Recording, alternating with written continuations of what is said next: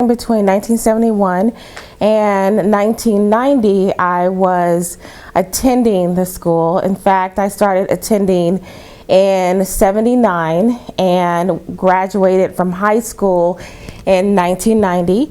And then after that, even though I went away to college, I still had some roles within the school district because my mother worked within the school district and I did some work with her.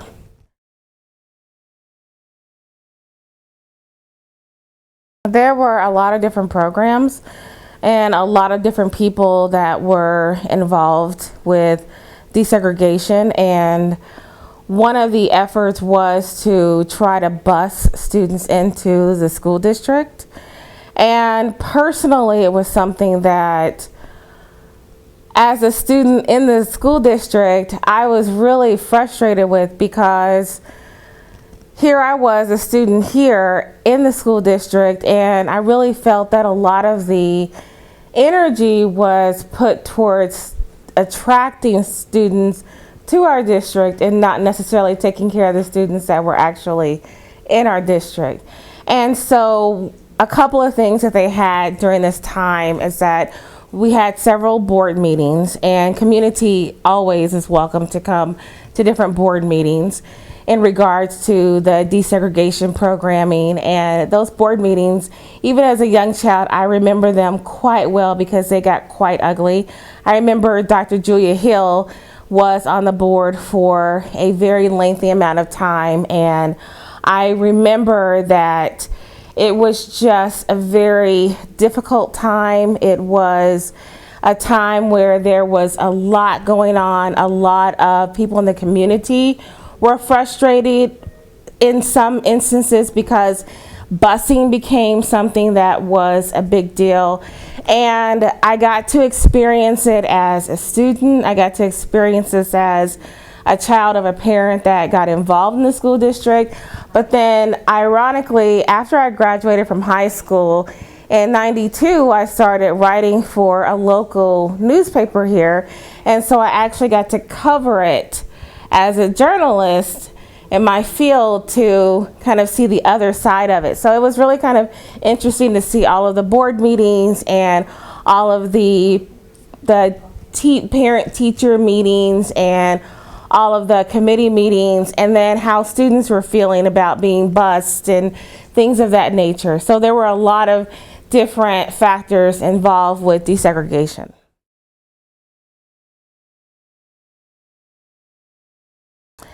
Well, I was a good student, and realistically, if you're an athlete or you're a good student, you get on committees. So I was on committees. I started getting involved with student government when I was in elementary school. I started really getting involved with my schools, and especially when I went to high school, I was involved in the Beta Club. I was involved in the Honors Club when I was in middle school, but then when I went to high school, that Honors Club kind of turned into the Beta Club. And so with desegregation, there were several levels that I kind of got involved in. On one level, as a student, I got a chance to see what other students were receiving, because I got a chance to go to conferences and meet with other students and do different things with students from other school districts. And so one of the things that I did, along with other people that were in the same predicament as I was, we came back to our school and said, hey, they have this, we want this, what do we have to do to get it? On another hand, with desegregation, we were for it in the sense that no one should be denied an education. It should not have to be all sameness. We should not all have to be the same race, and everyone should be able to go wherever they want to go to receive an education. So we were fundamentally in support of that.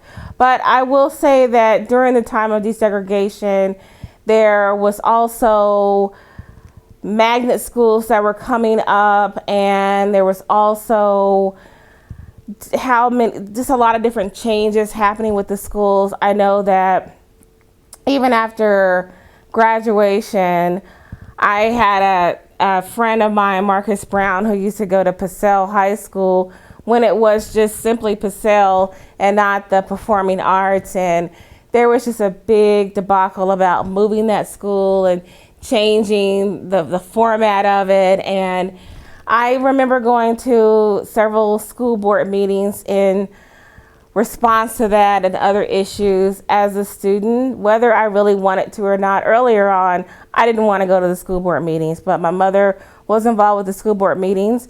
I grew up in a single parent home, and where she went, I went. So I did not appreciate it early on. I felt like it was a waste of my time. But what basically happened is that I was there, I started to listen, I started to hear the one side, the popular side, the cool side of desegregation, and how you're really attracting people of different backgrounds and you're giving people a choice of where they go to school. But the other part of this was that busing was a big issue. And again, I went to neighborhood schools. I mean, Southeast, technically, I did not get a chance to walk that much to Southeast because we were a little bit farther from Southeast, but I still, if I missed the bus, I still was able to walk there and make it to school there. And I learned that a few times. But the busing wasn't that big of a deal in my neighborhood, but it was for other students. I mean, school started at 7:20. And I was like most kids, you hop out of bed, you get to school, and you can do it pretty much within under an hour.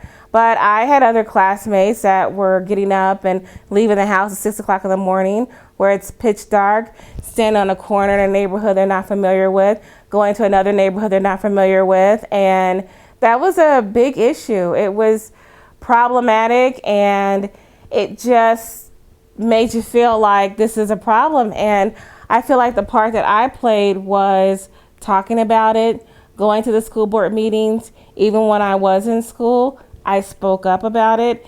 And even when I graduated and was writing about it, I took the initiative on some of those articles and said we really need to dig deeper and cover more of this and give other people a voice in all of this, because it does make a difference. So those are some of the different parts that I played in it.